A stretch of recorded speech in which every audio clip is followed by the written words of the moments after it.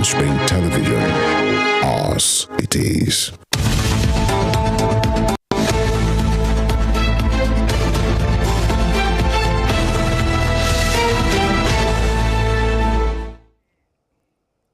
All right, good morning. Thanks for joining us again on the Morning Spring on Western Spring Television. I believe your weekend was great, just like mine. Well, it's good to have you join us today on the Morning Spring on Western Spring Television.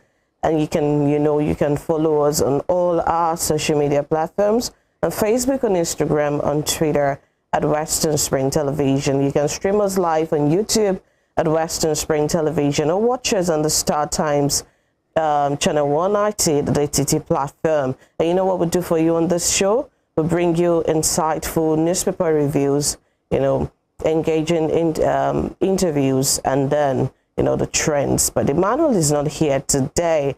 I'm here with another senior colleague of mine in the studio. Good morning to you, Dr. How was your weekend? It was great. How was yours? Very splendid. Still with work. Just to make sure that you are there. Wherever you are enjoying every bit of what comes out from Western Spring Television, channels 190 DTT. Splendid morning it is, and we just hope the week will be very, very splendid. Good morning and welcome to Morning Spring. Tunde Ido is my name. Well, yes, thank you for joining us. We'll be bringing you the newspaper review after this break. Just stay with us.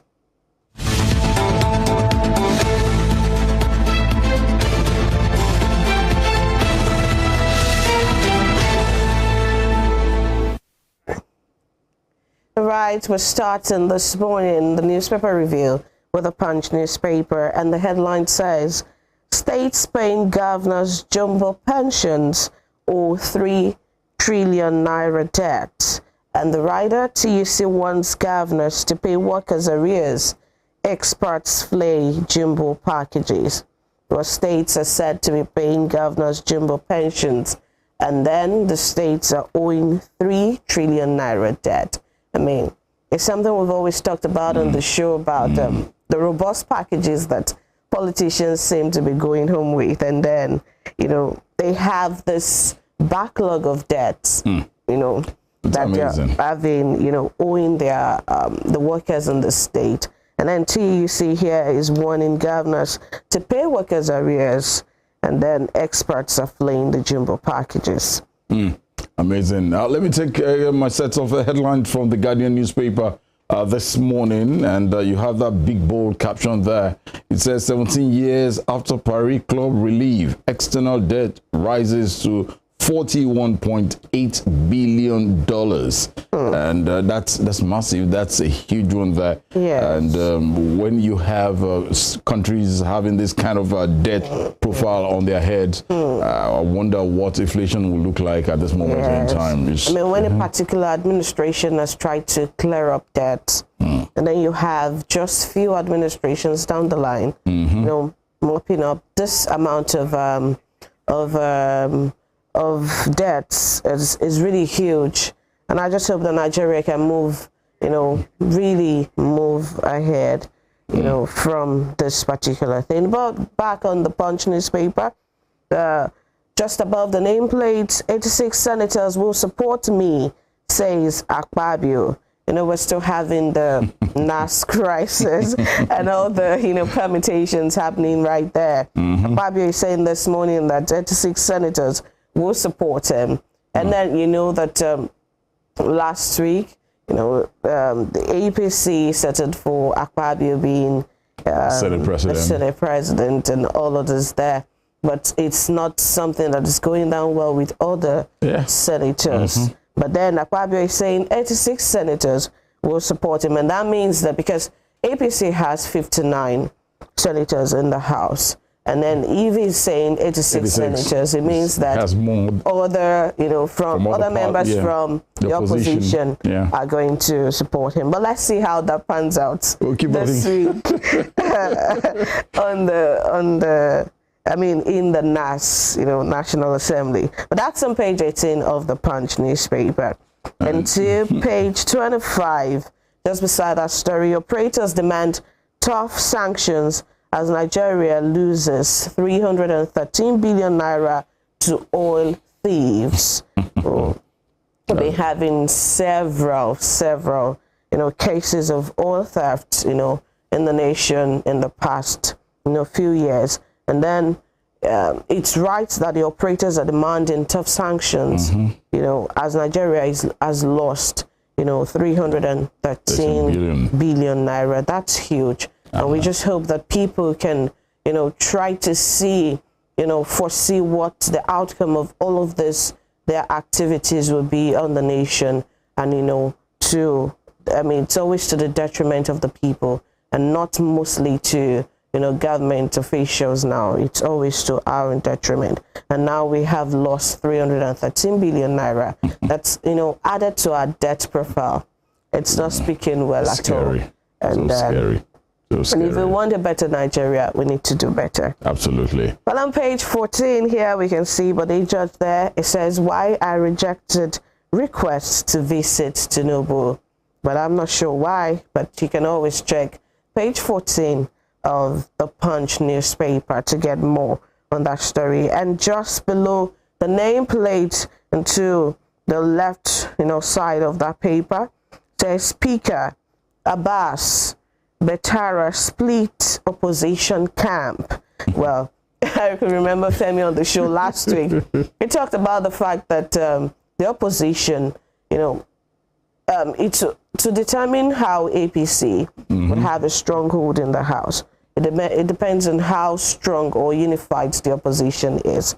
And it is sure now that we can see that the opposition has split already. Yeah. Especially with what Akpabio said, that 86 senators, are backing him. But on page 37, on speakership now, Abbas Betara split opposition camp. It means that they are taking, different sides now of the opposition. And on page 26, Nigeria imports 2.7 trillion naira sugar as government master plan stalls. Nigeria is importing 2.7 trillion naira of sugar as government master plan stalls. And on page 14, Buhari's failure to rescue Leah Sharibu, disappointing. That's coming from the parents this morning. Leah Sharibu is one of the Chibok girls, that was, that's been abducted. And now for several years, all through the Buhari administration, so that's, 8 years now and even more, she has been right there, in the abductor's den. And the parents are saying that it's quite disappointing to them that this administration has not been able to do anything about it. That's on page 14. We hope that the coming administration, if this one cannot do anything anymore, could help free Leah Sharibu. Now to the bottom strip of the Punch newspaper. On page 2, prisoners feeding, states faults federal government, seek new revenue formula. Prisoners feeding, states fault federal government, seek new revenue formula. That's on page 2. And on page 3, that's a red story there. That shakes Nollywood as 3 actors, technician die in 1 week. Well, it came in yesterday, in the early hours of yesterday, that Murphy Afolabi, one of the prominent Yoruba actors, yes, lost his life yesterday. And then Saint Obi, it was said that, about a week after his death was when the news broke out that Saint Obi also died. And there was another Nollywood actor that died as well. And we pray for the repose of their souls and that the people, the hearts involved would be comforted, this morning. And to the last story there, we might be, dwelling on that this morning on the, that's what we'll be dwelling rather on, for the interview segment this morning. That's on page 16. Seun Kuti, musician may report to police today, appoints Falana. Well, when I saw that video, the first thought was, it doesn't happen in very, very functional crimes that you hit, an officer of the law, especially while on duty. But we don't know how this is going to happen, we don't know how this is going to go, but we could always ask for, an insight from activists and from lawyers. Yeah, we'll What's the implication of his definitely look action? into that properly in the course of the program Yes, this morning. this morning we're going to be looking and talking Mm-hmm. about it extensively, gaining insight into what the consequence of his actions will be, especially as he has been asked to report to the police today. But that's all the stories we have on the Punch newspaper, and TD can take us through the Guardian newspaper. Right, let me look at some of the headlines right here from the Guardian newspaper this morning. I brought you one very big story, the big bold caption there, that 17 years after Paris Club relief, external debt rises to $41.8 billion. You have a couple of riders associated to that story. Nigeria's debt burden, what each Nigerian owes. So you want to know what you and I, Yes. and, between 1999 and 2023 here, you want to know more about that.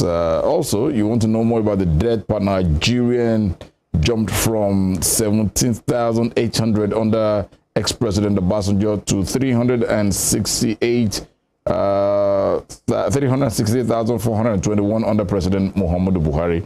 It's a big lead. If you're interested in that, it's on page 6 of the Guardian newspaper for this morning. And a little bit of politics, just as Tim Tokwe had actually reeled out here, but probably amid criticism, Akpabio widens consultations, gets backing of 68 senators. Pont said 86-68. Well, it was a typo error. Either way, but either way, it still has some support from the opposition. We'll see how that pans out, and you can get full details also on page 6 of that of the Guardian newspaper for today.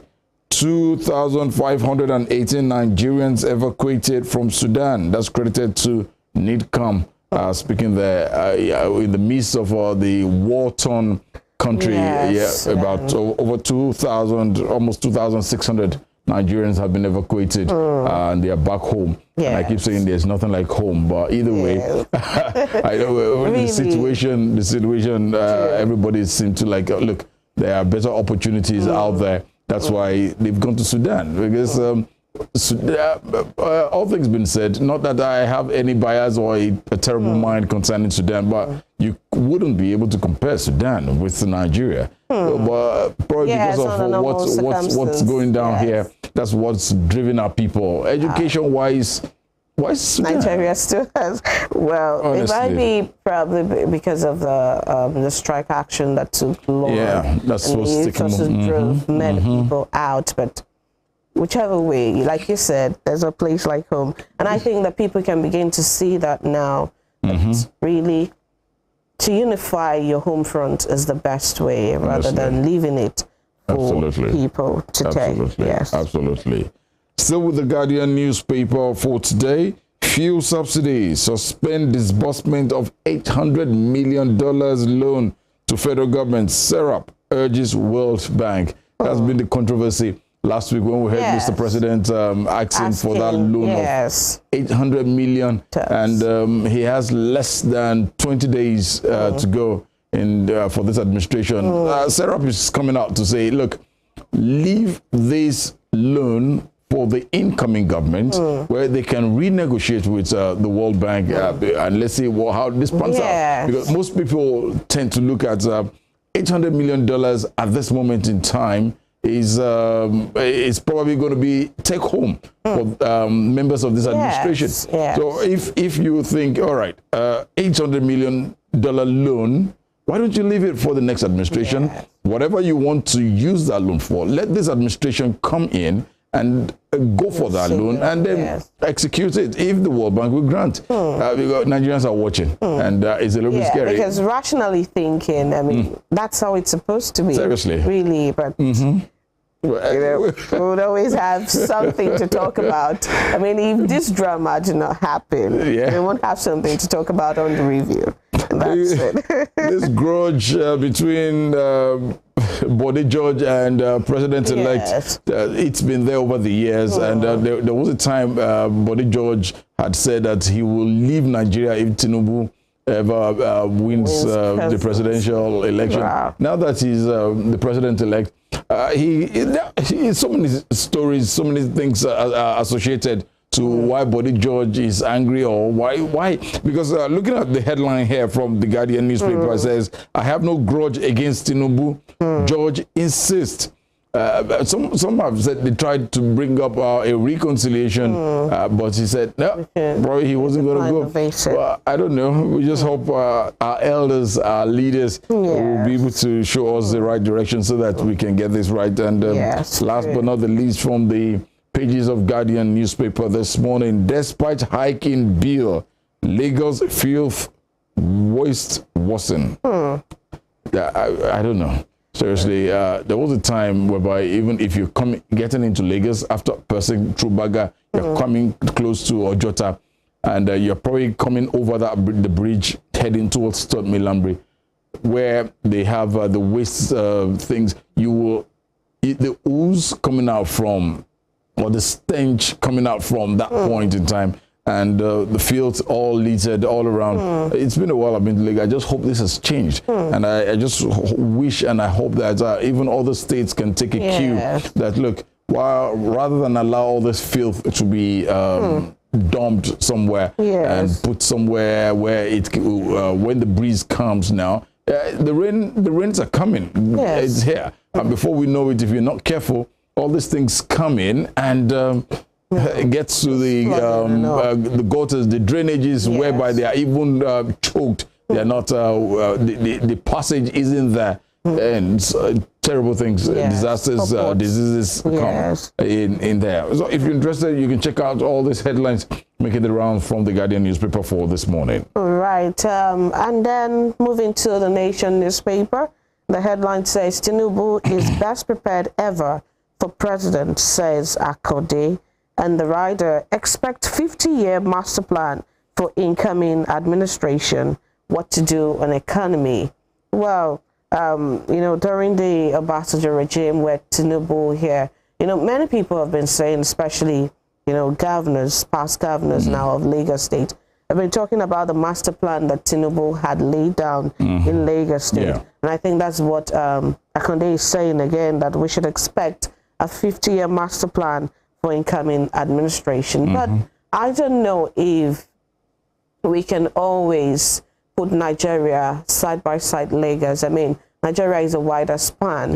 And then the Nigerian problem is really, dicey at this particular time. Well, what I'm saying is I don't know if we should expect that, as Akande is saying, or if, I don't know, what's your take on that? It's, what I feel is if a man who was able to transform a state, and we all know what Lagos looks like today, is one of the most fascinating states in Nigeria today, looking at the economy there, the entertainment aspect of it. Lagos has got it. And if he was able to do that, and if he has a master plan, it's a gradual thing. If given the opportunity and he's ready to do it, Nigeria is so rich. We're so buoyant in this country. But you and I, the masses, tend to just take a little drop from what we can actually get. If he's able to do that in Lagos State, I still see that if given the opportunity on a wider scope, on a wider lane, whereby there is much more money as a country, not the one you have as a state, as a country, you'll be able to do much more. And it's a collaboration between the governors. Each state has got their governors. They have their people who should be able to work alongside Mr. President. Look, this is the plan I have for this country. In your state, what do you do here? Why don't we put it this way? They visit virtually different countries of the world. How do they do it there? Let's bring it in here. Osun State, what do we have here? Kwara State, let's see what you have. Let's interchange and let's work together and let's expand and let's make it better. Well, I just hope that would work out well. If it does happen like that, then I think Nigeria is well on its way to a very robust economy. Absolutely. And then our image out there will be boosted again, because Nigeria really doesn't have a very good image outside the country. But we hope that we can move past that. Well, just above that, the story that says embassy to profile 160 women, children before evacuation from Sudan. And that's on page 2 of the Nation newspaper. And below the pictures, you're seeing there 60 senators have signed on for Akpabio. Barrow, says Ndume. 60 senators.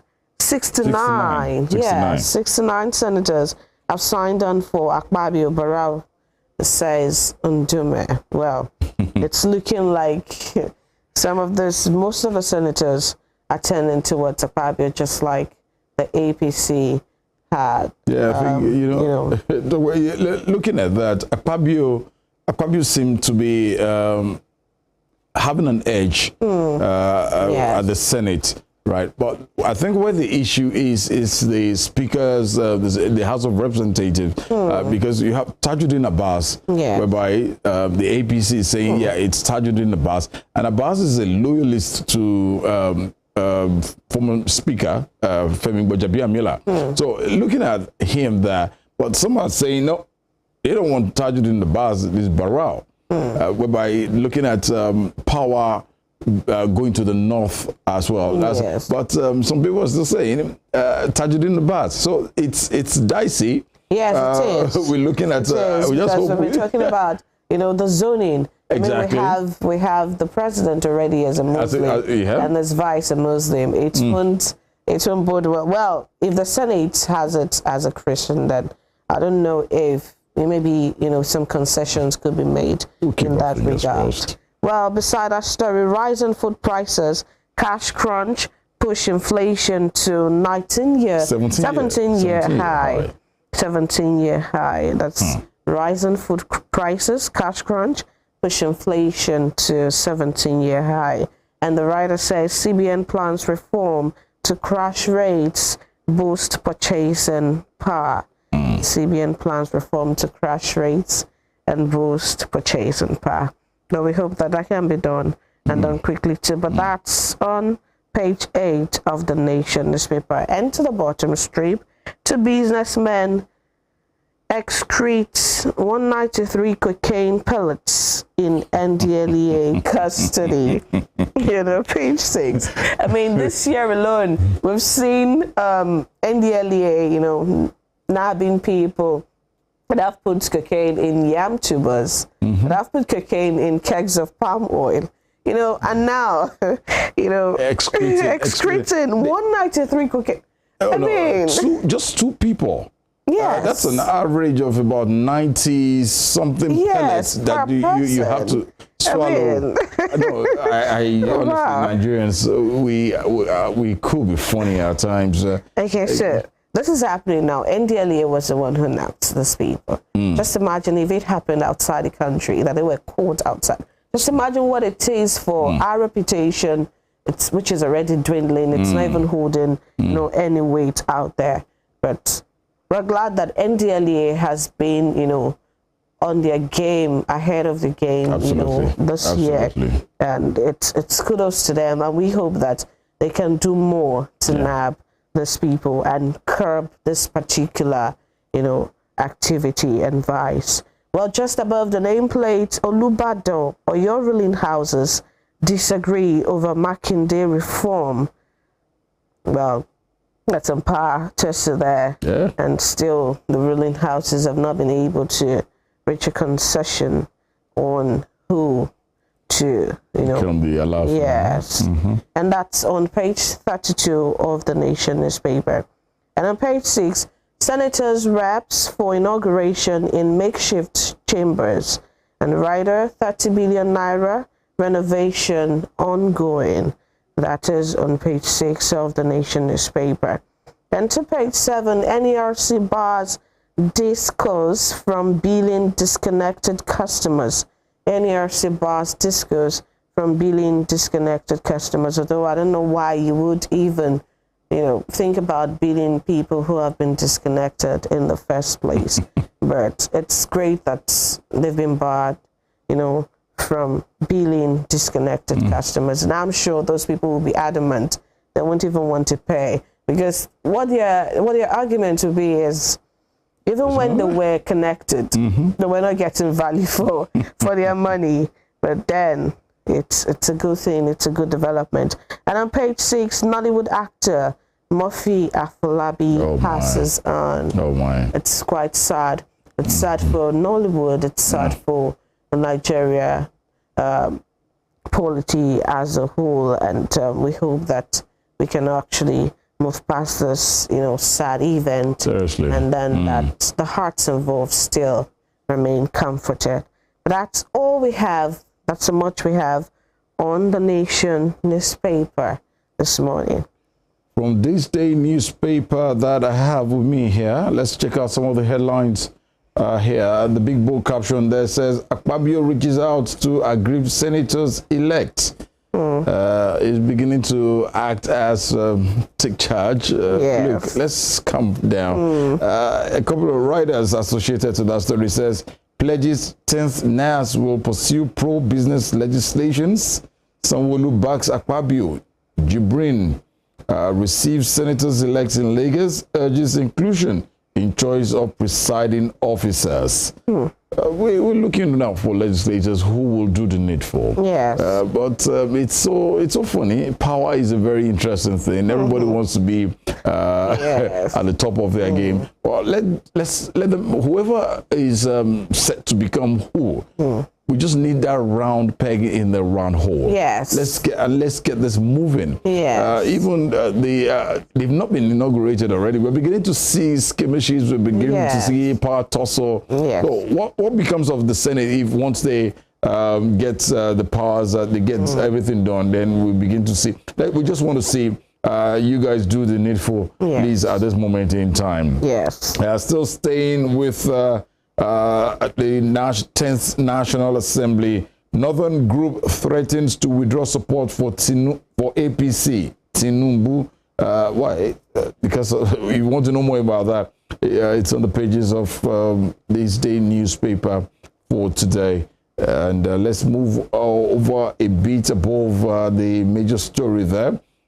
Outgoing governors commence valedictory session today. Outgoing governors commence valedictory session today. Yeah, it will be nice. The guys have less than today's 15th, right? Yes. Today's 15th, just about 2 weeks from now. Yes. 2 weeks, exactly 2 weeks from now. They should call their raps and say bye-bye to governance. So they commence valedictory sessions today. We'll see how it pans out. And let's talk NDDC. Court restrains Onoche from exercising executive powers. All right. There's still so much talk about Madame Onoche there, and with the NDDC. They're giving her a tough time there. But as Mr. President has said, this is the person I want. We'll keep our fingers crossed. And PSC, assaulting officer on duty diminishes sanctity of Nigeria's symbol of authority. Yeah. And just as we said, that's basically what we will be discussing in the course of this program, Morning Spring on Western Spring Television this morning. We'll look at what transpired between Seun Kuti, popular Afrobeat musician and son of late Fela Anikulapo Kuti. What actually transpired, how he slapped a police officer in uniform. Yes. We'll be having a barrister, a legal practitioner, who will be looking into that for us and with us this morning. And also we'll look at, we'll have a human rights activist as well to talk about that. Let's see what it pans out. And also from this day newspaper, CBN doubles down in fight against spiraling inflation. Okay, you have a writer there, seeks to enhance effectiveness of momentary policy transmission. NECA to federal government, reverse new fiscal policy measure. It's landmine for manufacturers, other businesses. That's in the business world there. All right. All right. So this is some of what we have for you from the various dailies this morning. Yes, that's where we end the newspaper review this morning. We've taken you through the Punch, the Guardian, the Nation, and then this day newspapers. We hope you can lay your hands on any of these papers and get more insight into these stories. But we'll be right back, for the interview segment after this break. To stay with us.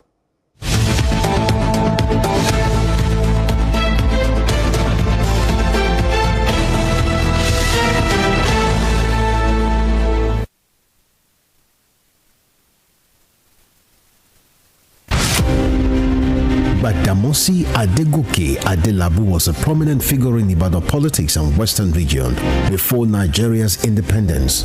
He was a key founder of the National Council of Nigeria and the Cameroons, a political party that held a lofty the touch of liberty for the two West African countries. He carved a niche for himself as a wordsmith and a creative speaker. The nickname Kwenkele was a natively corrupted version of Peculiar Mess, his bombastic English language style often used to score proceedings at the parliament. The author of Africa in Ebullition, a handbook of freedom for Nigerian nationalists, was Nigeria's Federal Minister of Natural Resources and Social Services between 1955 and 1956.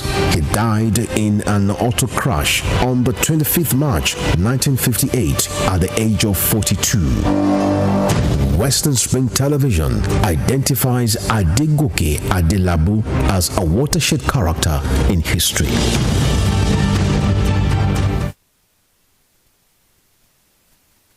The Amalgamation Treaty is synonymous to the birth of Nigeria. Frederick Lugard, a British army captain and an outlaw who struck gold in Africa, became the instrument used by destiny to make it happen. The amalgamation of Nigeria was designed for economic reasons by the colonial administration to offset Northern Protectorate budget deficit by Southern Protectorate surplus returns. The amalgamation had ab initio created imbalance in the economic political structure of Nigeria and was responsible for the persistent hiccups in the efforts to forge a united country till today. Nigeria's amalgamation was labeled as the mistake of 1914 by native northern conservatives who neither wanted it nor contributed anything significant to its sustenance. Western Spring Television identifies with Amalgamation Treaty of 1914 as a watershed event in history.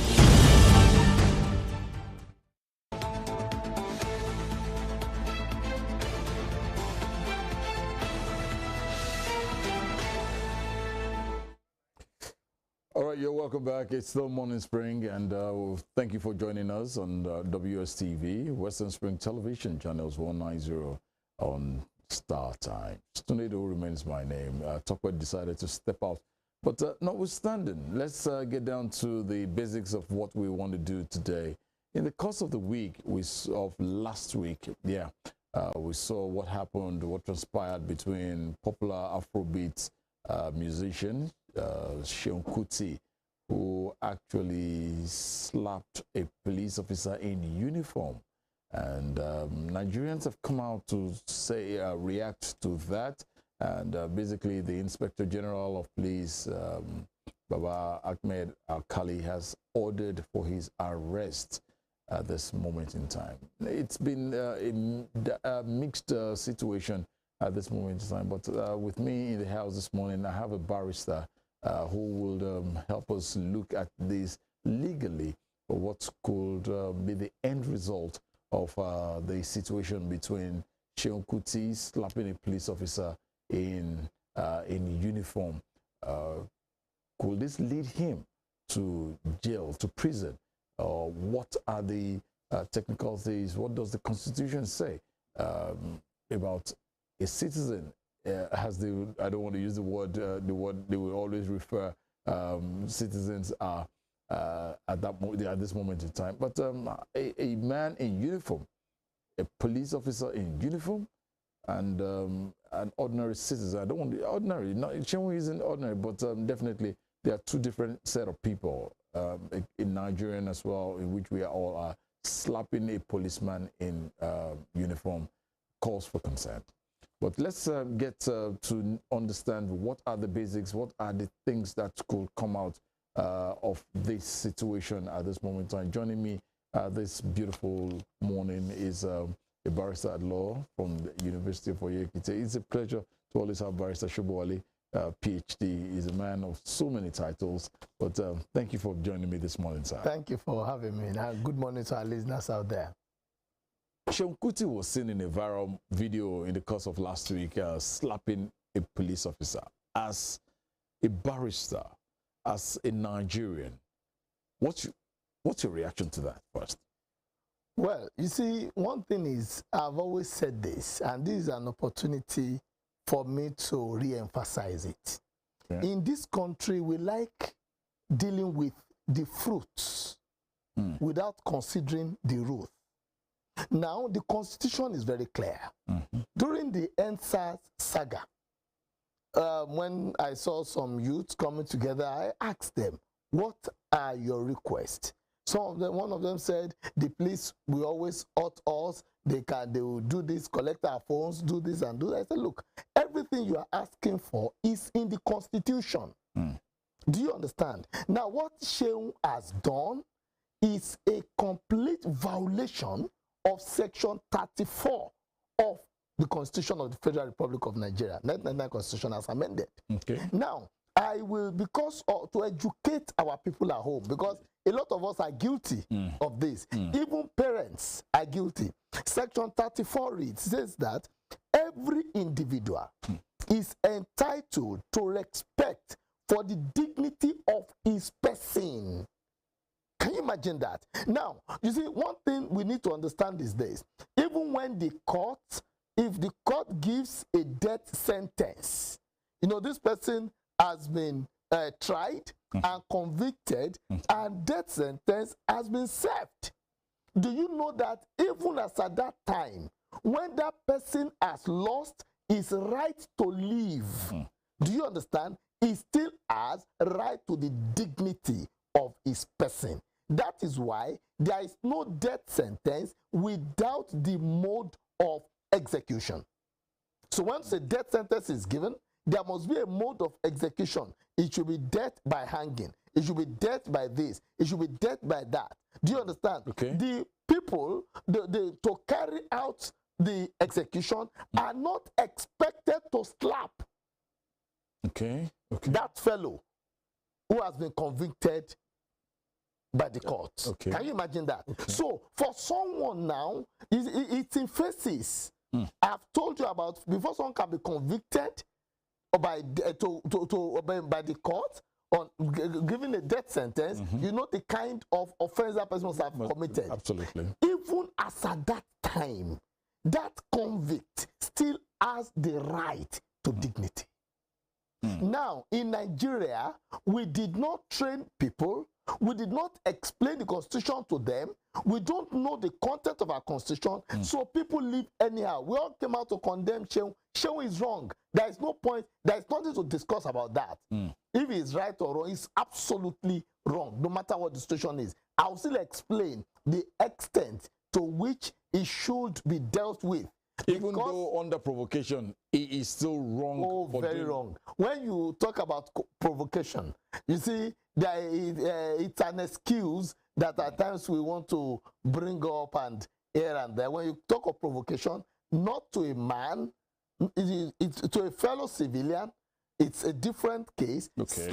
Assaulting. I don't want to, when I say slap, you can use that language. Okay, but that's as a lawyer. Assaulting a police officer in uniform is assaulting the Inspector General of Police of Nigeria. He did not assault that police officer. He assaulted the Inspector General of Police and also assaulted the Federal Republic of Nigeria. And as such, he must face the consequences. There are no two ways about it. But my issue is, when we talk about human dignity, the reason why he could do that is because right from primary school, this should have been, it should have been planted in us. For us to understand human dignity, our parents are guilty. The way we beat children. At times you think you are training them. That's why, of course, those who stay overseas, they know. I remember one of my siblings, when I say sibling, that's my blood, overseas, was telling me that, do you know that the police came to the house in UK, they searched around the house looking for cane. They said the daughter was not looking happy at home, that maybe the parents are beating her. And they came to the house to check around. They're looking for a cane. If they get that cane, the lady is in trouble. The parents are in trouble. You understand? We can correct children without assaulting them. We say we are training them. We aren't training them. That's why you discover that most of I always say to parents that most people are accidental parents. They just know that, okay, a man and a woman meet and they got pregnant and of course they have children. No, how many of them went to the school of parenting to understand? When you get to the school of parenting, one of the key things you need to understand is how to train and treat children. In schools, our teachers come to school flogging people, kneel down there, kneel down on the stone. It was even worse when we were growing up. You understand? Some of these private schools don't do it again. When we were growing up, there were no private schools, everything public school, and you can be told to kneel down somewhere. You can be told to just kneel down and face the sun. I had a teacher who did that to me in Form 4. So, are you getting it now? Now, all these things are assaults. After growing in such a harsh condition, I will also go out thinking that's the norm to life. That's the best way to train children. You understand? Not understanding the idea of you need to communicate. You need to make that person see it. I'm excited Nigerians are coming to condemn the act. It's barbaric, yes. But where did they come from? Don't we all practice it at home? You understand? When you slap, and when someone offends you, even the way we threaten, I will do this, I will eat you, I will do this. You know, let's say it in the right way. I will assault you. So when you assault me, that's a criminal offense. Do you know that? And you can be jailed for it. When we need to come back to this roots and train our children, train ourselves with the Constitution. If we follow Nigerian Constitution, this country will be okay. The Inspector General of Police, while he must have seen that video, probably he got angry about it and he has ordered the arrest of Seun Kuti. Do you think that's appropriate? Well, I did not even expect the CP, Commissioner of Police of Lagos State, to wait for that order before carrying out. Should have been arrested. He should have been arrested. You see, I need to commend the policeman involved. That man is well trained. You know, we need to commend the IGP as well. If you take note, the social media has really helped us. When a policeman assaults a civilian, and I want to say this to all policemen listening to me, that nobody has right. It's even a form of assault to call a civilian a bloody civilian. It is wrong. Yeah. It is very, very wrong. You see, a lot of things are wrong in this country that we're allowed to go. Now, the IGP for the past few months, when there is any report on social media involving a policeman who has done wrong by either assaulting a civilian or thereabout, such policemen have been sanctioned. Some have been demoted, some have lost their jobs, relieved of their job, and what have you. And you realize that there's an improvement in the performance of the police.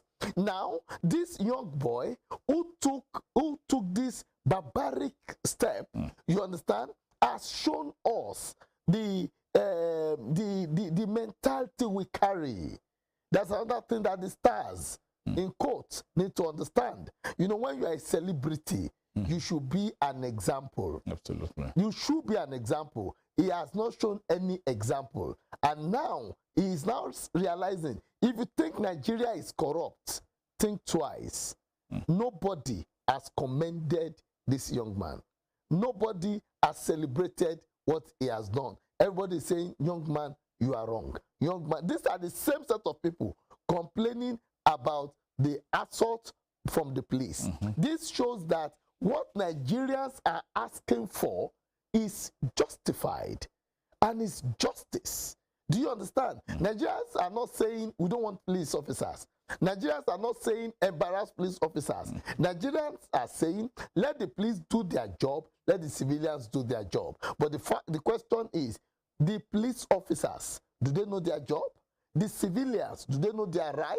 Do they know their limits? That's why you see that I always tell people, except a lawyer is under a spell, there are some things you will not find a lawyer do. Because aside knowing your right, you also know your limits. As a lecturer and a lawyer, I don't give impromptu tests to my students. They ought to be put on notice. Okay. All lecturers listening to me should listen to this very well. All the ideology of tie a sheet of paper. No, calm down. Have you informed them? They have rights to know. That's the truth. So don't think you want to surprise them. You want to punish them. It doesn't go that way. They have their own rights, just as you have yours. You don't get into the examination hall and tear a student's script. If a student has offended, book that student. Don't assault the student. A lecturer does not have right to slap a student. He doesn't. Neither does Shehu has right to slap a police officer. And the police officer does not have right to slap him too. That's it. You don't lose human dignity. There are some sections of the constitutions that do not have exceptions. Human dignity is key.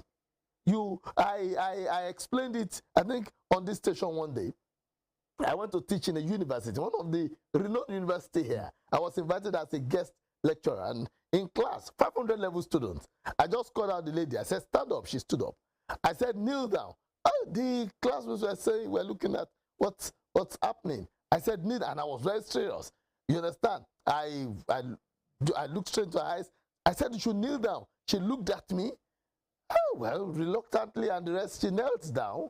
Then I said, put off your clothes. Oh, she now said, no. I said, now you now respect your human dignity. So you don't know you ought not to kneel down. But you know you ought not to put off your clothes. I said, this is the evil they have done to your mentality. Because right from your primary school, kneeling down was a norm. And it's wrong. Proprietors are listening now. Teachers are listening now. You understand? You are assaulting these children. You ask someone to kneel down, carry the bag on his head because he came late. I mean, if your school will not allow it, let him go back home. You don't know why he came late. You don't know what has happened. You have not discussed. You have not told him the reason. Assault is not a way of punishment. It's not. You can deny such a person of some rights, of some benefits rather, not right, of some benefits. Because you did this, you are going to be deprived of this benefit. But in Nigeria, our parents assault us, the younger ones, the elderly ones assault us, our teachers assault us, everybody, everywhere we are assaulted. When your dad slaps you, you think it's the norm. It's my dad. My dad is very strict. No, your dad should be in prison. Because if we take everything the way it should be taken, a lot of us should have visited the prison ones, or the correctional center. There is no prison. That's why we call it correctional center. Go there, you will be corrected. This is how to deal with children. This is how to deal with colleagues. So what grew from the family, what grew from the school is what Shehu now manifested. So as a celebrity, I can slap anybody. You understand? Now, that's the general thing. We now come to a man in uniform, Nigerian police. It's a Shehu has disgraced this country. He has embarrassed this country. In fact, I'm happy that even the youth stood against what he has done. How dare you slap a man in uniform, a man that can even waste your life? Yeah. You see, I wouldn't know. There are some things, as a lawyer, I must also respect this person, because I would have been asking, were you on something? What came to your mind? A policeman does not really stand alone. There will be other policemen, one or two. But for them to have controlled themselves, I think it's good. It's very good. You know, something like that happened between, what's the name of this other broadcaster? That Rufai. Rufai. Right. He had to apologize later. Now the question is, what comes on us when we are popular? What comes on us? What do we think we can do? And that is another problem in this country. When I went to Spain, we sat where everybody sits. No peculiarity. Over here, the moment you are being followed by 500 people on Instagram, you feel you are everywhere. You can talk to anybody. You can do anything. who are you? We are all human. Can't we respect ourselves? We need to get, you see, that's why I keep saying, even if we bring the best saint to head this country, there won't be change until we have a change of mentality. Civil societies and they've been so very vocal about things in the past, about police brutality. They have always spoken aloud about how the police harass this normal, also all of us, some normal citizens in one way or the other. Now, with what Seun has done, what do you think should be the reaction of civil societies? While you have made exceptions to the fact that there should be correction at this moment in time, what ways should civil society react at this moment?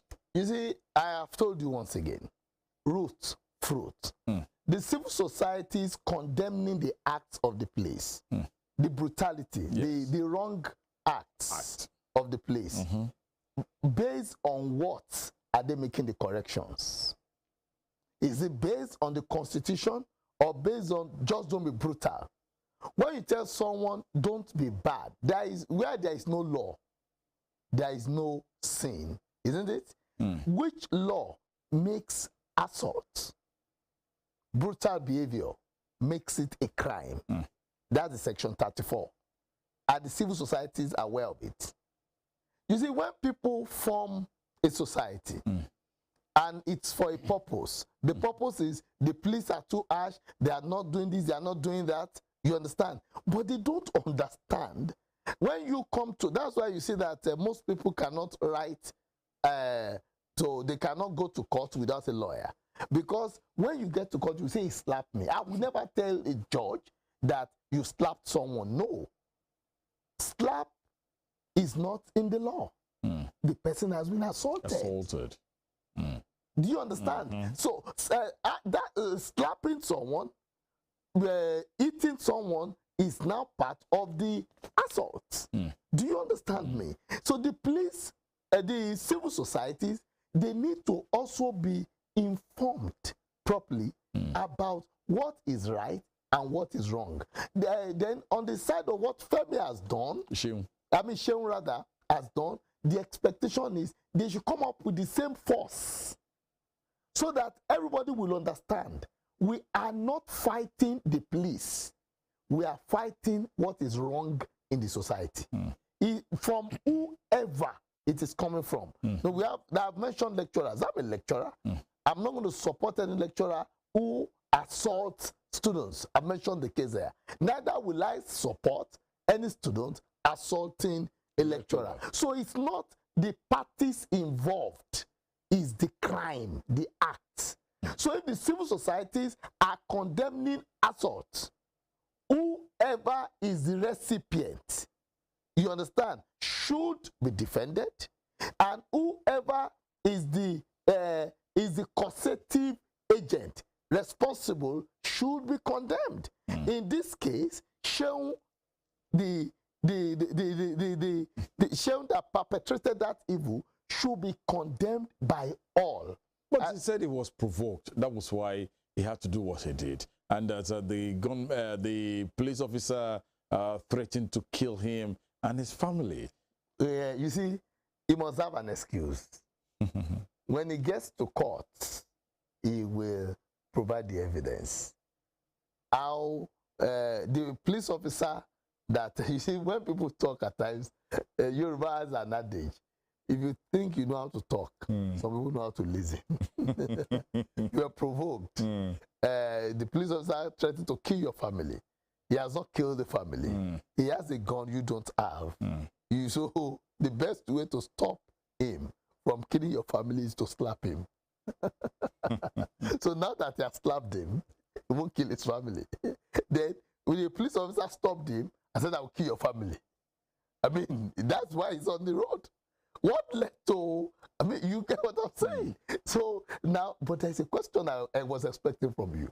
Who videoed that incident? Nigerians. You see, that's another area to look at it. Did he arrange for the video? Maybe some people were expecting the police officer to be the one to assault, but unfortunately, it was the civilian that assaulted the police officer and they treat online. I want to add this to that people should be careful what we also push online. These are things, there are a lot of things. It has become so terrible today that even when an act is going on or an evil is going on, that our people should quickly intervene, stop and prevent that evil. They will be busy making coverage. And people don't care again. I'm the first to post. You see, our mentality, there are a lot of issues that comes up because as a lawyer, when something comes up, you don't look at it just from a point. You look at it holistically and you make your analysis based on the holistic view of the incident. So what the young boy has done, very wrong, but it's not being done by him alone. In our homes, parents are doing it. In our schools, teachers are doing it. Assault, some people bullying. You shout on the student. The student comes to the staff room, we are having humor. You start cursing the student. You have no right to curse a student even in the class. Calling a student imbecile. All those, okay, on the station here, there are some words I can't use. Even despite what Sheung has done, I can't come here and call him a fool. I can't. You will correct me. Absolutely. That's what we are saying. Absolutely. That's what we are saying. Absolutely. But teachers in class, they don't see it as bullying because they have never been arrested. They've never been reported. They just need someone to stand up, go to the police station, and make a complaint. This man, my lecturer, said, I am a fool. I mean, then you know that it means a lot. You understand? Absolutely. And so these are the things we need to know. I'm pleading with the government to take law very serious. Even if they won't teach everything, the 11 fundamental rights should be kept abreast by all and sundry in Nigeria. As the Muslims know their Quran and the Christians know their Bible, let the Nigerians know their rights. Shehu Kuti has said he will submit himself to investigation, and let's see what it looks like constitutionally, legally. If he is found guilty, what's the jail? Will he be sent to jail? Definitely. What could be the duration of him being sent to jail? And you see, that depends a lot on what happens at the court, the proceedings, his plea. The judges, the law is there. You understand? One thing is that it's a criminal offense, and I think people need to understand this. That's why we always tell people, anytime you see the police involved in a case, it must be a criminal case. If it is civil, the police has nothing being involved. And most of the time, civil cases don't lead to jail terms. What happens in civil cases, all this contractual issue, so far there is no criminal element there. Once there is no criminal element, the police has no business therein. I've been to the police station several times on people's behalf, and I will tell them, officer, this is a contractual matter between two people. You can't put this person behind the bars. Release him to me. If this other person has complained, let him approach the court. It's a contractual issue. We need to understand that Nigerians run away from court. They prefer to go to the police. But the police will not collect money for you. The court will. Because when the court says pay and you don't pay, that you have now disobeyed the court. That becomes a criminal offense. Do you understand now? So once you sign agreement, the police, because you see, our mentality is completely, is something we need to revamp. We need to work on it. So that's why when we have opportunity to come to Western Spring TV, we will try and educate the people. Now, when it is a criminal case, when it is civil case, you can be asked to pay damages, maybe in monetary terms, you are restricted from doing something here and there. But when it is a criminal case, the result is to go to jail. Correctional center. Correctional centers. Spend 6 months there, what's the name of this young man overseas that was charged for rape? This musician. You understand? He's been sent to, it's not 30 years. R. Kelly. R. Kelly. Okay. You understand? In Nigeria, they think they are big boys. There's nothing like that. The law, everybody is equal before the law. The fact that you are good at singing and this is happening does not give you right to do what you did. That's it. So the same thing. In fact, I expected, Shehu is very funny. He doesn't understand the law. The IGP, maybe because we have not gotten it, the IG is not, by now he should have been arrested. He's not, he doesn't have a right to be replying the IG on social media. That we saw, who is it that will submit himself? No, he should be arrested. When the police is arresting you, are not saying you will submit yourself. Once you resist arrest, another offense, then the police have the right to now undo you the way you don't want. So it does not even have, there is no room to resist arrest. It doesn't have the opportunity. You see, we play a lot in this country, like one of the musicians said. You understand? I will submit myself. Don't submit yourself. You are under arrest. When you are told you are under arrest, the first thing you have lost is your liberty, but not your human dignity. That's what I tell people. And our films don't help issues. In all Nigerian films I've ever seen, what they will say is that you have to right to keep quiet. As anything you say will be used against you, it's a lie. It's a lie. Really? It's a lie. I think I wouldn't mind. Maybe we will organize a legal session for people to understand it's a lie.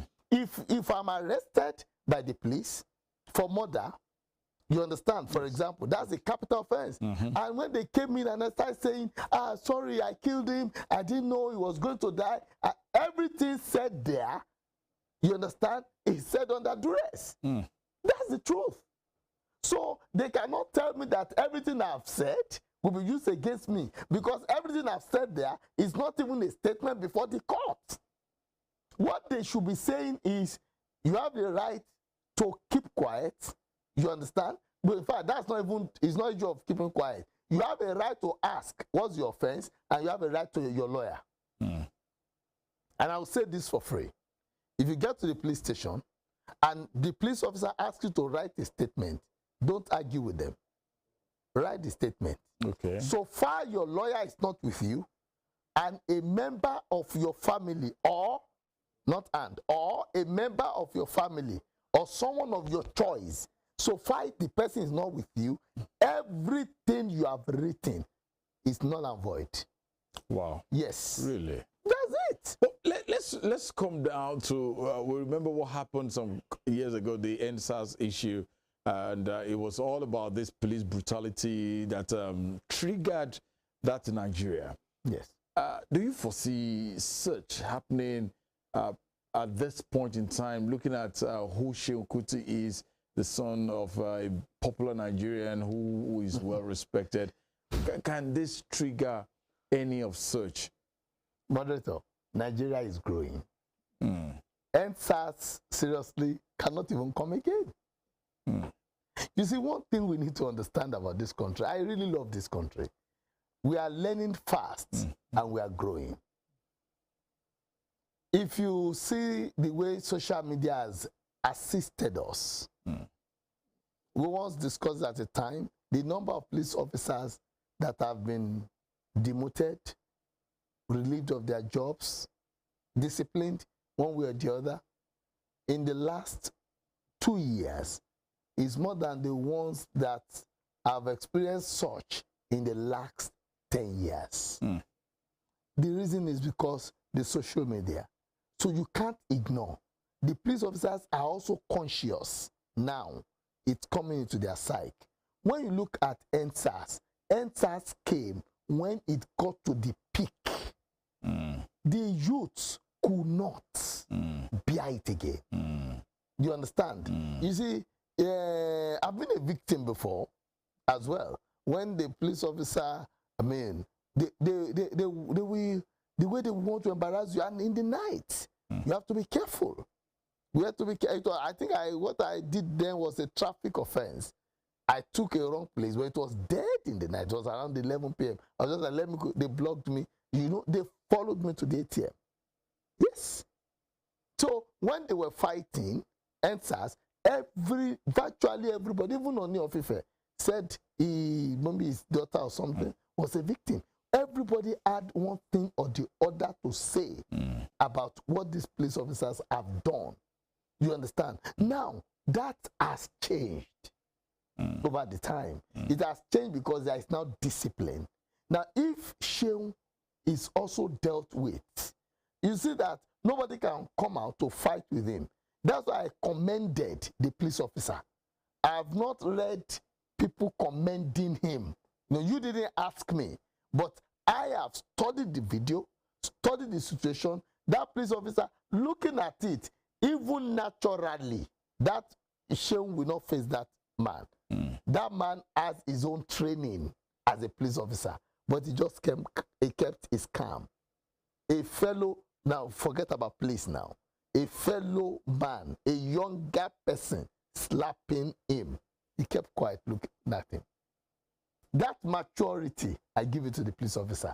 The IG should commend him for not reacting.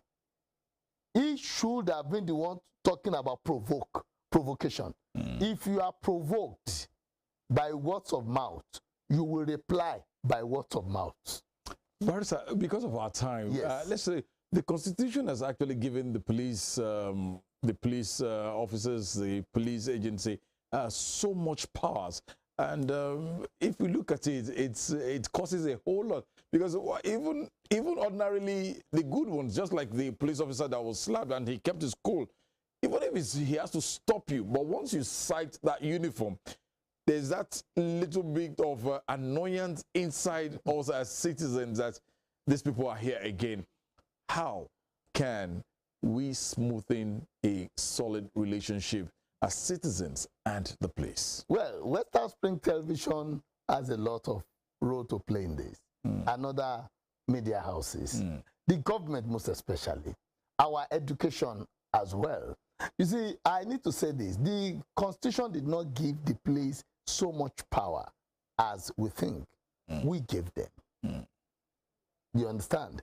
Section 4 of the Nigerian Police Act. Section 4 gave them the power of arrest. That's all.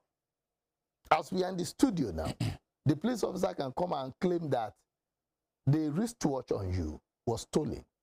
That he perceived, yes, that we both combined to steal this wristwatch.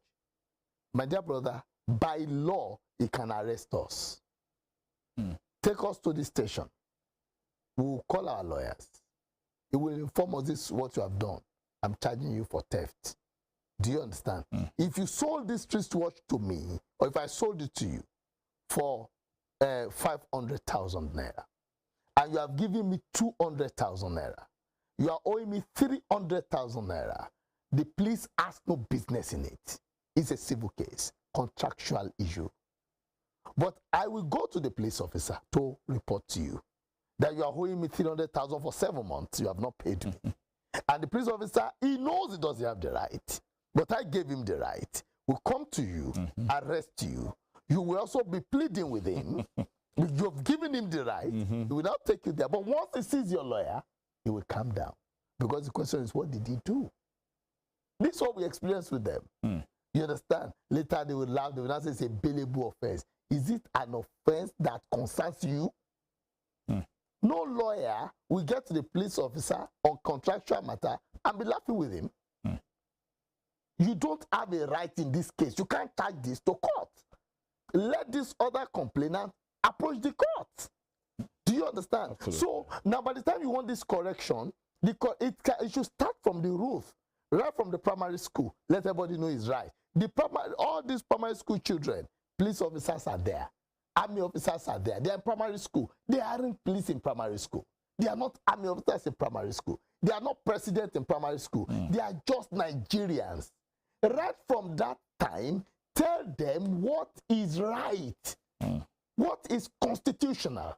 Once they understand it, by the time they grow up to become police officers, it will have become part and parcel of them. You understand? So it will not be an issue. The Constitution will be with them. That's why we are dressed.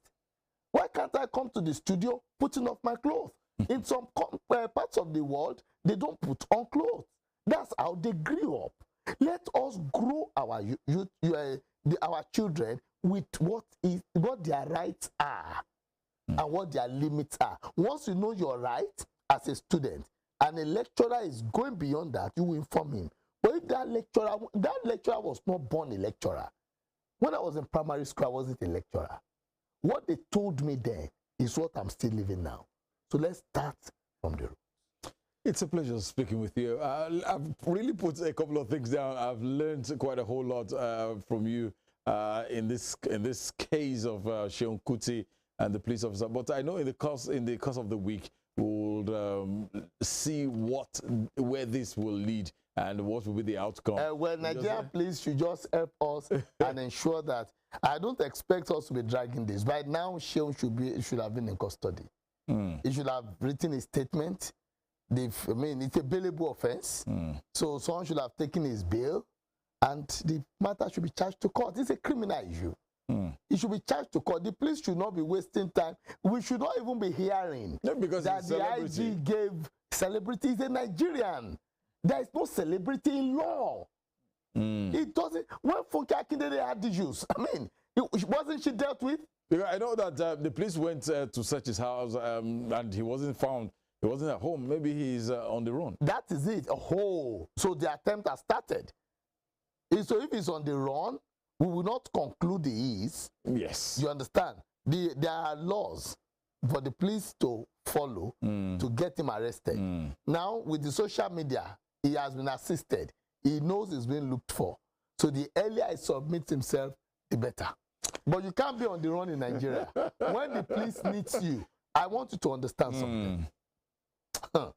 When Nigerian police needs you, they don't need 24 hours. I am privy to some information. We have taken clients. We have the special fraud unit there in Lagos. If they need you, they don't need 24 hours. You will submit yourself. Tomorrow is Monday. We'll hear the news. Today is Monday. Today is Monday. Yeah. We'll hear the news. Thank you so much, Barrister, for taking time to be with us and to enlighten us on what this means and how we need to know our rights. It starts from the very, very little age. From primary school, if probably we have been able to develop that culture, the society will be a better place. Everybody will know this is my right and this is my limit. A pleasure having you on the show this morning. We'll take a short break, and when we return, we'll still have somebody else who will be joining via Zoom, and we'll be talking to him as well concerning this case. Please stay with us.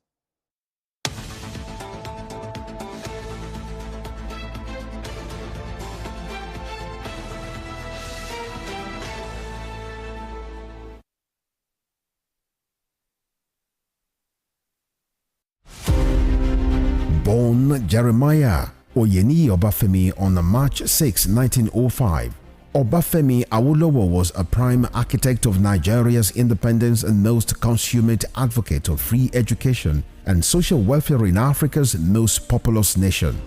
Erudite politician, thinker and philosopher, Awo was fondly addressed by associates and political colleagues, brought his unique attributes to bear on governance in the defunct Western region. He administered as leader of government business and the premier between 1955 and 1958. Obafemi Awolowo's premiership witnessed pioneering in multi-sectoral policy initiatives and execution.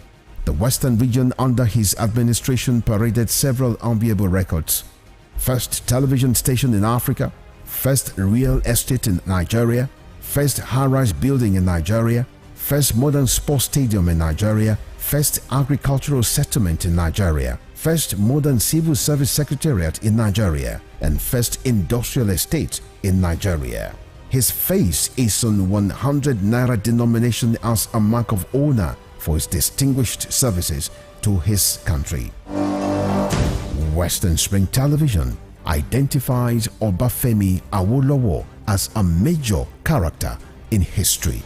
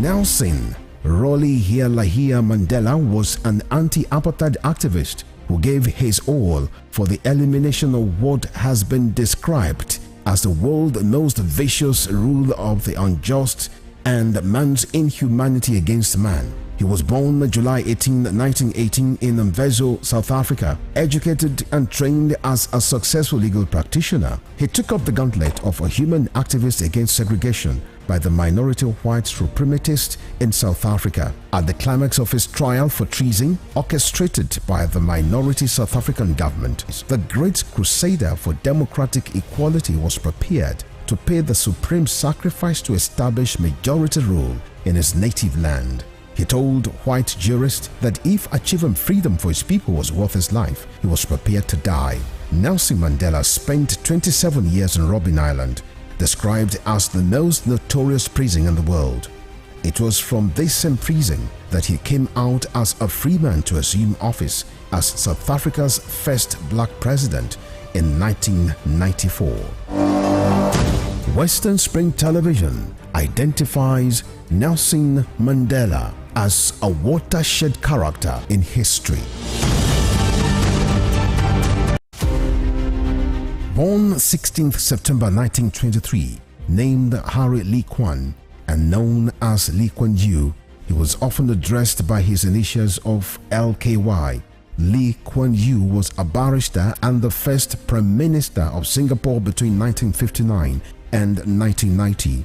Educated at Raffles Institution from 1936 to 1940 and the Fitzwilliam House between 1947 and 1949, Lee Kuan Yew established a highly effective and anti-corrupt governance system that midwifed the transformation of Singapore into a high net worth income economy within a generation. He never hid his exception to Western mode democratic ideal, which he believed had not assisted developing nations to attain good government.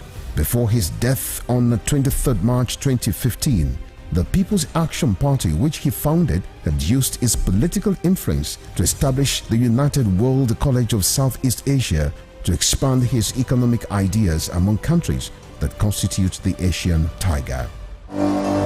Western Spring Television identifies Lee Kuan Yew as a major character in history.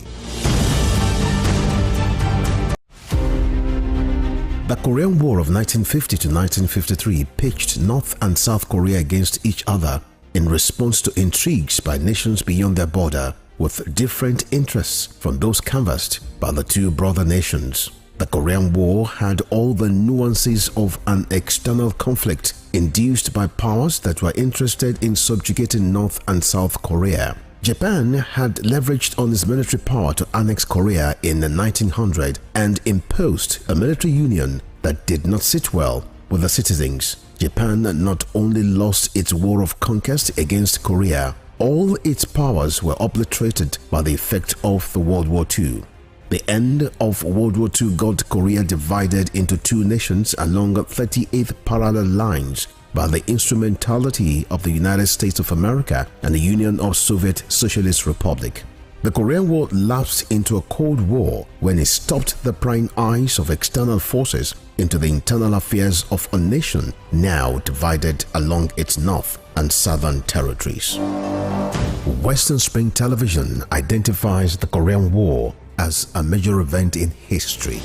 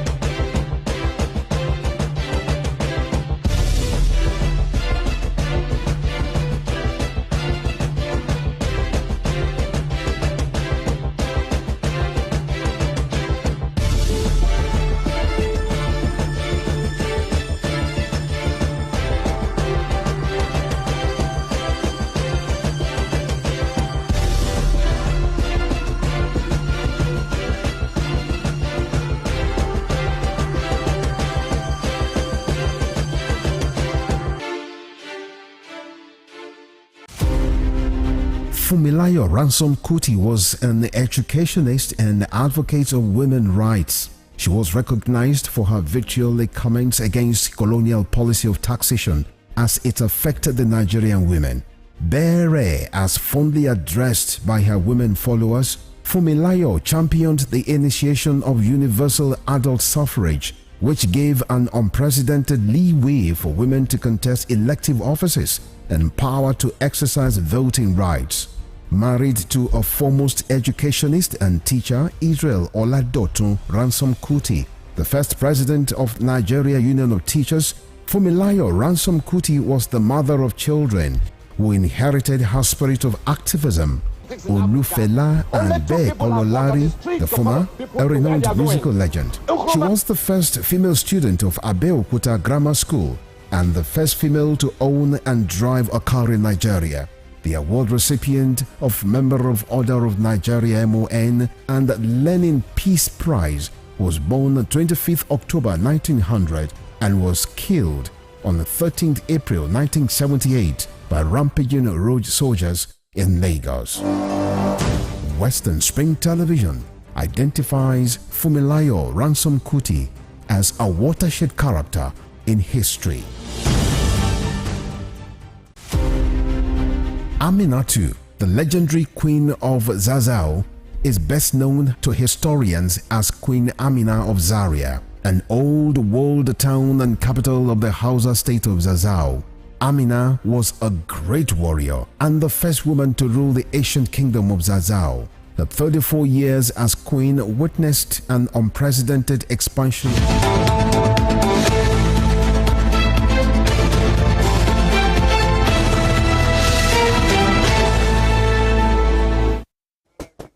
Thank you for staying with us. Morning Spring right here on Western Spring Television. And that was the first part of our interview with Barrister Dr. Shubo-Ale.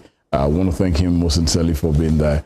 And also we'll still have the cause to look into what transpired between Seun Kuti and the police officer from a public affairs analyst. And let's hear his own view on the program. And definitely talk with him, talk with yourself here together. We'll promise you a very splendid time. Let's go straight via Zoom. We will be talking to a public affairs analyst, human rights activist, and journalist by excellence, Comrade Ayo Ologun. We'd like to say good morning to you, Comrade Ayo Ologun, if you can hear us.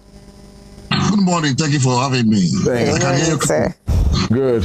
Right. Let's. You saw what happened in the course of last week between Afrobeat star Seun Kuti and that police officer. As a public affairs analyst, a civil rights activist, what's your reaction to what transpired between Seun and that police officer?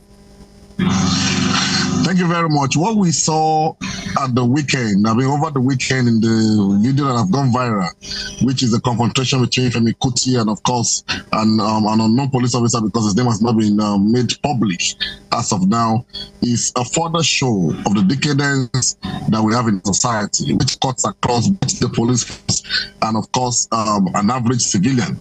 What Femi did over the weekend is a crass display of unnecessary personality, which many Nigerian big men are guilty of. When you hear, do you know who I am? I will deal with you. This, I'm that, which is crass display of pride, ignorance, and undue influence on the system. That is what we saw. Because I took my time to listen to another video, which was released by Kuti, where he was bragging that does Nigeria know how many policemen he has had to tear slap? And I wonder what kind of stupidity, with due apology for the use of that word on air, would make somebody of his status, of Seun's status, to even be bold enough to claim that he has slapped several policemen.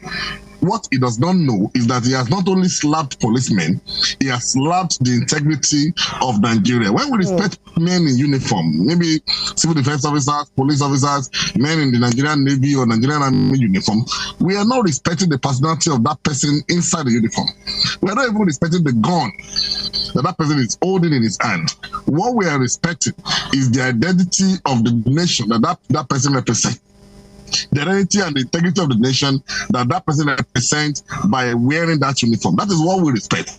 So if you slap a police officer or you slap somebody in Nigerian army or navy or what have you, somebody that has the emblem of Nigerian one on him, you have to fight or slap that person. You have simply torn apart the integrity and the respect you have for your nation. And that's what simply Seun Kuti has done. He's guilty of it, just like many other Nigerians are guilty of it, who use their class in the society to oppress those that are symbol of the nation. Well, it is no doubt that several Nigerians have seen, the public officers, the police officers as public enemy number one. And then, judging by the NSAS as well, we could tell that there is a sour relationship between the citizenry and the police officers. What do you think has brought about this sour relationship over the years? We all know that what has brought about the sour relationship between the society and especially men of the Nigerian police force is lack of confidence in them. And I keep saying this, that the problem is not with the force. The problem is with the recruitment process. I have, in the course of my interventions, in the course of my career as a civil rights activist, I've come around so many fine police officers, very dignifying police officers, that you even wonder that people that will act and will make you want to join the force. So there is no doubt that there are very fine officers in the Nigerian police force, but in the same way, we have very bad ones. And those bad ones, they get into the system because the system brought them in unknowingly. They were forced on the system through a recruitment process that is flawed. Having said that, when we have these flawed characters in the Nigerian police force, it is their failure to carry out their duties conscientiously and within the ambit of the provision of the law that made Nigerians or people in the society to lose confidence in the Nigerian police force, and that brought about the sour relationship. But I must commend the incumbent IGP of police for disciplinary action that has been taken against any police officers. I am aware that not less than about 8 officers has in the last 2 or 3 months been dismissed from the Nigerian police force for committing one crime or the other against humanity. So the question is, if Nigerian police officers commit crime against ordinary citizens and they get dismissed or punished for it, why should an ordinary citizen that also infringe on the right of a police officer by extension insult the integrity of the nation also not be punished? I must say this, our law is complete. Our law caters for something like this. In the newly established Police Act of 2020, which came into effect on the 17th of September 2020 or thereabouts, it is clearly written that anyone that assaults a police officer in uniform is liable to 6 months imprisonment or option of 500,000 naira fine or both. So I don't see the way whatever evidence I've had people conversing that Seun has evidences. Whatever evidences Seun has, and it will be defended by a senior barrister Femi Falana tomorrow. I don't see how he wants to escape the fact that he assaulted an officer of the Nigerian police force and how he will not have to pay the fine or go to prison. We have to learn lessons that it doesn't matter the class we find ourselves in or the influence that we have around us. It is not enough to assault. Even forget the fact that the man is a police officer. He's a man like Seun. You can have confrontations, you can argue, you can talk. But the moment you descend to the abyss of physical assault on a person, you have gone too far. And that has to be dealt with. Not because it's Seun Kuti, but because it's a Nigerian.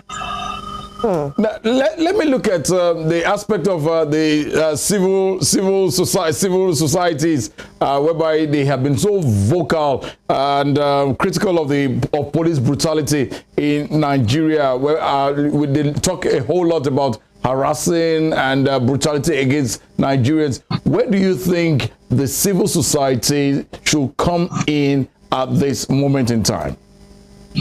Well, it's unfortunate that sometimes there are things that are not said here, and even when they are said on here, they could be misconstrued for self-praise or what have you. The fact that the Nigerian police force issued a statement on Saturday night ordering the arrest of Seun Kuti was, by the grace of God, the involvement of some of us in the civil society organization. That video did not get onto the table of the first PRO and the IG until about evening, about 4 p.m. or thereabout on Saturday, which was followed up with an immediate petition to the IG that no matter whose ox is God, even though we respect the social contribution of Seun should be brought to book. And the IGP, of course, replied that the issue will be looked into. And by the evening of Saturday, that statement was made calling for the arrest of Seun Kuti. And this goes to say that it's not because it's Seun. I think it is important that we emphasize this. It's about the integrity of an individual, in the integrity of an average adult in Nigeria. Seun could have engaged, whatever that police officer might have done before then, Seun could have engaged the police officer in a conversation or reported in by his influence to higher authority. But the moment he descended to abuse, to insult the police officer in uniform, and even assault him by slapping him, he has crossed the boundary, and he needed to be dealt with like a citizen of Nigeria that he is. And the law, like I said earlier on, is clear that if you assault an officer in the police uniform, you are liable to 6 months imprisonment or option of 500,000 naira fine, or both. And that law should be brought into effect on Seun so that it can serve as a deterrent to every other person who believes that they can assault or bully a police officer because they are X, Y, and Z in the society. Right. And let's think, before I bring Tokwe in here, let's look at this issue. Should the IG, the Inspector General of Police, should he have been the one to interfere or intervene in this situation when it all happened in Lagos State? Where was the Commissioner of Police in Lagos State? Do not forget that the police force do not act in isolation. Okay. That incident was not documented, or let me say, use the word of the police, was not incidented in any police station in Lagos. The information, the viral video got to the table of the IG, to the office of the first PRO, and the IG, being the head of the police force in Nigeria, needed to take an action. That has not undermined the authority of the DPO or the Commissioner of Police in Lagos State, no. But the issue was not incidented in any police station in Lagos, except that has been done between yesterday and this morning that I'm not aware of. But the knowledge of that action was caught in the social media because it went viral. Just like we've seen other assault of policemen against other citizens go viral on the social media. And of course, the first PRO take it over, and then we see actions of dismissal, demotion, and punishment of such officers. So the same thing has happened. It wasn't as if the police officer incidented the event at his police station or with the Commissioner of Police. He didn't even make a report.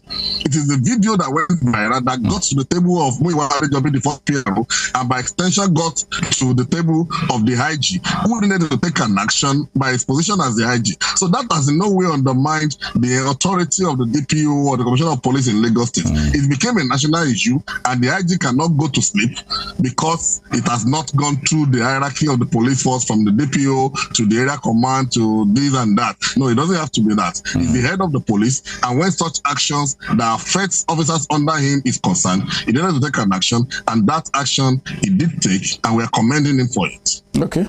All right, please help us understand, help ordinary Nigerians understand what the consequences of the actions of Seun Kuti is, for the ordinary Nigerians, and if a case is actually brought against Seun Kuti, what could be the consequences for Seun Kuti?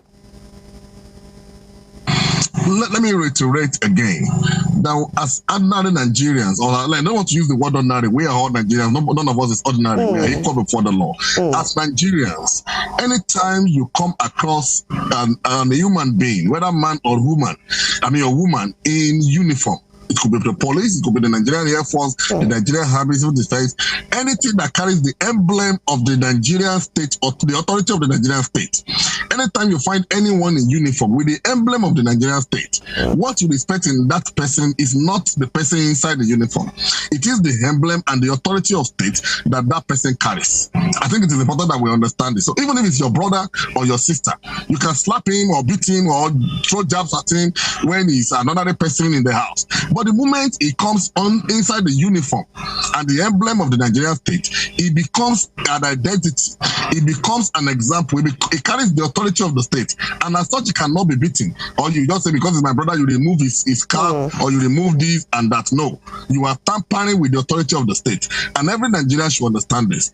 Having said that, the law is also clear that as Nigerians, as citizens, we have no right to assault anyone in uniform, particularly, and in this case for reference, the police. And if for any reason you allow anger to get a better part of you and you assault a police officer, judging and going by the provision of the Police Act of 2020, which was signed into law on the 19th or 17th of September 2020, and it came into effect, if you assault a Nigerian police officer in uniform, such a person is liable to 6 months imprisonment or fine of 500,000, or if found guilty, that person can be made to pay for both. You can be in prison and still pay fine at the same time. And that is what the consequences of the action of Seun Kuti. By the time it's taken to court today, that is the law by which he will be judged. And if he is found guilty, in the opinion of the judge that will sit in this case this morning, he will either be sentenced to 6 months imprisonment or given an option or fine, which by the provision of the law is 500,000 naira. What lessons could have been learned from this action so that fellow Nigerians, we all can learn from this at this moment in time? Can I have that one again, please? What lessons could have been learned from this action, from this incident between Seun and the police officers as to the generality of Nigerians at this moment? What lessons could we learn and what steps could be taken? I think Seun has not, with all due respect to Seun Kuti, as someone that I know, has not learned any lesson. Because I saw a video of him after the incidents where he was claiming he was ready for Nigerians, it was this, it was that. Do you know how many police officers have tear slapped? That is insulting and that is low. Coming from a person like Seun, he's seen as an activist in his own right. He's seen as somebody fighting for justice in his own right. So if he is an activist, so-called, or somebody fighting for the right of others, he should not be seen to have descended into the abyss of insult or assault, as the case may be. And having said that, I want us to draw 3 lessons as Nigerians. Number 1, parents. There's no doubt that Fela Kuti succeeded as a musician. But with the recent action of Seun, I doubt if I can boldly say that Fela Kuti succeeded as a father. Because if Seun had been properly trained, if Seun understands the importance of the authority of the state, he would not be found in this abyss that he has found himself. So as parents, we need to begin to teach our children right from young age. As much as we teach them their right, as much as we let them know their rights within the provision of the law when it concerns assault by police officers or what have you, we also should teach them what is their civic responsibility to men and women in uniform. We must teach our children to understand that for no reason should they assault somebody carrying the emblem of the nation in uniform. Not just anybody carrying the emblem of the nation. We should be able to teach our children that for no reason should they engage in a public brawl. You can engage, you can have conversation as adults, but for no reason should we not teach our children that there is no need to engage in brawl or physical assault as the case may be. It is very important. And for us as Nigerians, as adults, we should understand that Nigeria police force, no matter how much we hate them, I was part of the leadership of NSAS that governed this country sometimes in 2020. But there are lessons we've learned from that. We were saying SARS must go. In fact, a lot of people were saying, there must be an end to the police force. But today now, it is the police force that we still run to for protection when we run into trouble. That means that by provision and by design of the state, the police is an integral part of development and security of state. And if that be the case, we cannot accord them undue attack. We cannot continue to attack them. We cannot continue to insult them. We cannot continue to assault them. We must understand that police are supposed to be the friend of the people. They should be so treated. They should be so honored as an emblem of the state. It is only then that we can have a fair society where you and I can be proud of, or where you and I can feel safe part time. Because the morale of an average police officer determines what happens to you and I as citizens of the country and what the beauty of the country is. Before we coast home this morning, will you say Seun Kuti was lucky to have probably found a police officer who was so mild and professional in discharging his duty? If it had been someone on the more aggressive side, probably what we are saying will have been a different story entirely. Do you think Seun was lucky?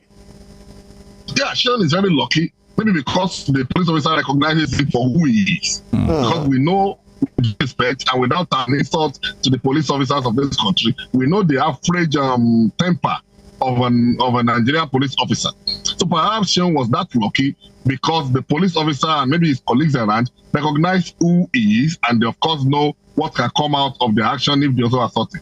But I can tell you that if it had been another person, if it had been another ordinary Nigerian, the police officer could have pulled the trigger and shot at Seun, and it would have been justified. He would have gone to court and claimed self-defense because the video would have shown that he was assaulted. So he could have claimed self-defense and shot at Seun. So perhaps Seun was that lucky because it is him.